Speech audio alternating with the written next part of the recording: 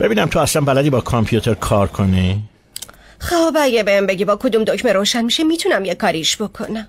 نه که ما الان 3 ساعت اینجا علاف شدیم. مسئولیتون دختر با تو اگه گند بزنه گردن خودته. من استخدامش کردم، بهش اعتماد دارم. پیتر بگو ببینم طرف چه شکلیه. کلاه قهوه‌ای و عینک داره، کیف دستیش پوست تمساح، حتما میبینیش وارد حوزه دید شما شده الان.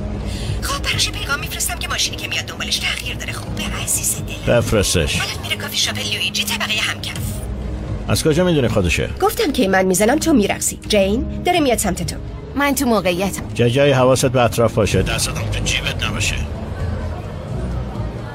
ماشا موقعیت در اختیار توی، تا کانتر دنبالش برو.